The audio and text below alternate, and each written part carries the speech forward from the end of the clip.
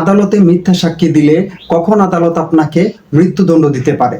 এই বিষয়টা শুনে সবার কাছে অবাক হওয়াটাই স্বাভাবিক, যে আদালতে মিথ্যা সাক্ষ্য দিলে যদি মৃত্যুদণ্ড হয়, তাহলে তো অনেক মানুষেরই মারা যাওয়ার কথা ছিল, বা অনেক মানুষেরই এই দণ্ড পাওয়ার কথা ছিল, বা আমাদের শোনার কথা ছিল। অবশ্যই অবশ্যই এরকম বিধান আছে, এবং এটা প্রযোজ্য, এবং এটা বাস্তবিক ক্ষেত্রেও বিভিন্ন সময় প্রয়োগ করা হয়ে থাকে। তো এই বিষয়ে আজকে সুস্পষ্ট একটা ধারণা দিব, যে কখন আপনি বা যদি কোনো ব্যক্তি আদালতে মিথ্যা সাক্ষ্য দেয় এবং সেই মিথ্যা সাক্ষ্য দেওয়ার ফলে আদালত তাকে মৃত্যুদণ্ড পর্যন্ত দিতে পারে। তো সাধারণত মিথ্যা সাক্ষ্যের যে শাস্তি, সেটা হচ্ছে 7 বছর পর্যন্ত যে কোনো মেয়াদের কারাদণ্ড।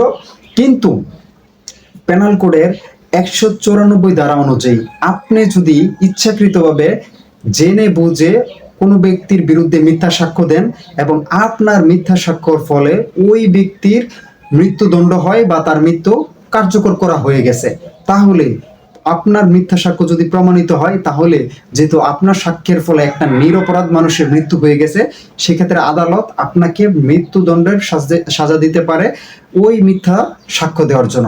অর্থাৎ আমরা বিভিন্ন সময় বিভিন্ন ঘটনার কারণে আদালতে সাক্ষী দিতে যাই, বা সাক্ষী দেওয়ার জন্য আদালত আমাদেরকে তলব করতে পারে। তো কখনোই আমরা কিন্তু যে বিষয়টা নিজে জানি না, বা যে বিষয়টা আমি নিজে জ্ঞানের সত্যি বলে বিশ্বাস করি না, অর্থাৎ জেনে শুনে মিথ্যা কোনো সাক্ষ্য দিব না, এবং এটার পরিণতি কিন্তু ভয়াবহ হতে পারে। অর্থাৎ আপনার একটা মিথ্যা সাক্ষ্যর ফলে অপর ব্যক্তির জীবনও চলে যেতে পারে, ইভেন আপনার নিজের জীবনও চলে যেতে পারে। অর্থাৎ যখনই কোনো ক্ষেত্রে সাক্ষী দেওয়ার প্রয়োজন হবে, তখন যতটুকু ঘটনা আপনি নিজে সত্য বলে বিশ্বাস করেন এবং নিজে সত্য বলে জানেন, ততটুকুই। কারো কাছ থেকে শোনা কোনো বিষয়ে সাক্ষ্য অবশ্যই দিতে যাবেন না, বা কারো কাছ থেকে শুনে বা প্ররোচিত হয়ে বা লোভে পড়ে বা ভয়ে কোনো ধরনের সাক্ষ্য আদালতে প্রদান করবেন না।